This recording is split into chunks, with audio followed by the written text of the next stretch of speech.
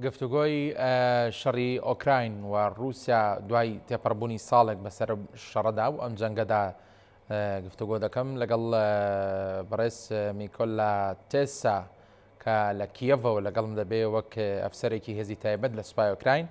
بەڕێز میکۆلا سوپاس بۆ دەرفەتی بێمەدا. پێم بڵێ چاوەڕوان دەکرات جەنگی ئۆکراین و رووسیا چەند ڕۆژێک یان چەند هەفتەیەک بخایەنێەوە رووسیا پێشبینیە کرد کاتوانێت بە زووی بگا بە ئامانجەکانی و ئەوە ساڵێک تێپەڕی ئەو نەیتوانیەوە بگا بە ئامانجەکانی. بۆچی؟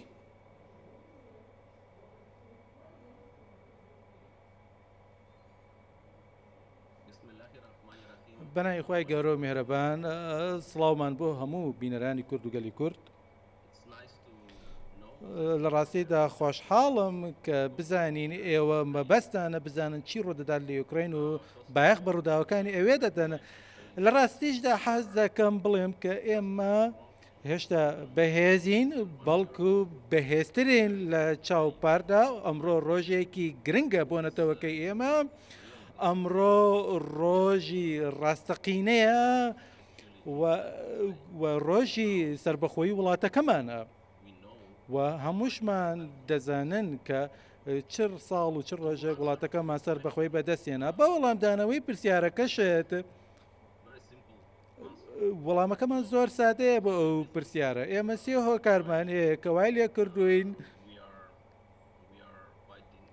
شەڕکەین بە درێژایی 1 ساڵی ڕابردوو لە دیژی دیکتاتۆرێکی وەک ڤلادیمیر پۆتین، چونکە گەلی یەکەم گەلی ئۆکراین گەلێکی زۆر بەهێزە و یارمەتی زۆرمان پێدەگات لەلایەن هەموو وڵاتە دیموکراسوازەکانی جیهانەوە.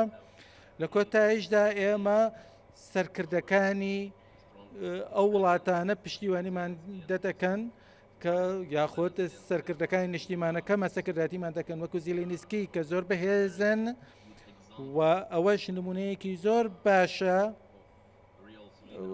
بۆ سەرکردەی ڕاستەقینە. هەروەها ئێمە لە هەمان کاتە کۆمەڵە سەرکردەیەکی پسپۆڕ و شارەزا و لێ هاتی سوپامان هەیە کە یارمەتی گەلی خۆی دەدات و دڵنیاشین کە ئێمە لە کۆتاییدا سەر دەکەوین. ئەمە وەڵامی منە بۆ پرسیارەکەیت. بەڵێ، دەمێ باسی دۆخی ئەمڕۆی بەرەکانی جەنگم بۆ بکەی، ینی بارودۆخ چۆنەوە بازدەوە دەکرا کە رووسیا ئامادەکاری دەکات لە دوای ساڵێک لە تێپەڕبوون هێرشی بەرفراوان ئەنجامدا.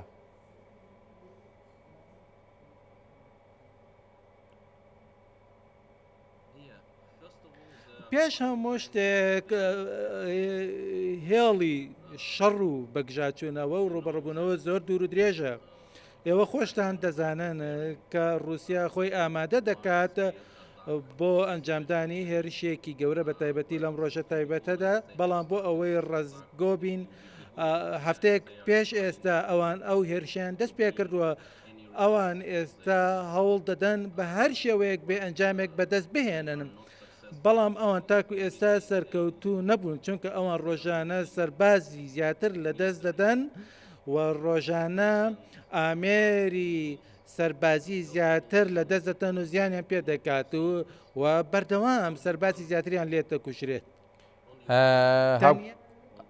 تاکە هۆکارێک بەڵێ هاوکاری هاوکاری سەربازیەکانی ئەوروپا و ئەمریکا بۆ ئۆکراین چ گرنگێکی هەبوو؟ تا چەند هاوکار بوو بۆ ئەوەی کێەوە بتوانن ساڵێک بەرگەی جەنگ بگرن؟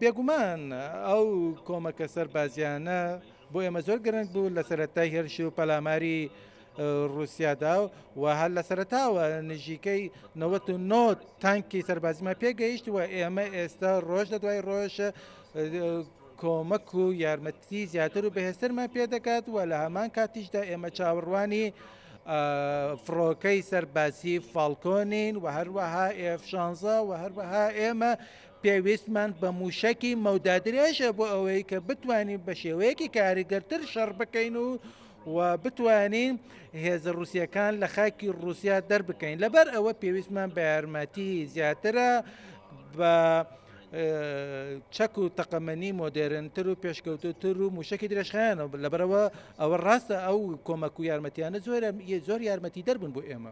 گەیشتنی تانکی ئەبرامز و لیۆپارد ئەنی چ شتێک لە باڵانسی هێز دەگۆڕێت لە گۆڕەپانی جەنگەکەدا؟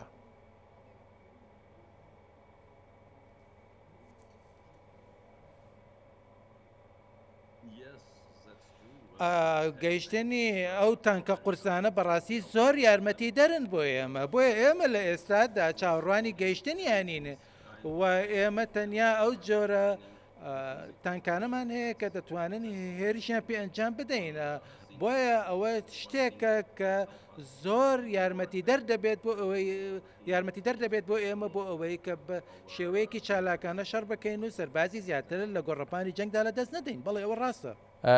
پێشبینیتان چییە بۆ ئەم جەنگە؟ پێتان وایە بە جەنگێکی سارد کۆتایی دێدیان ئەگەری سەختبوونی جەنگەکە هەیە و درێژ دەبێتەوە؟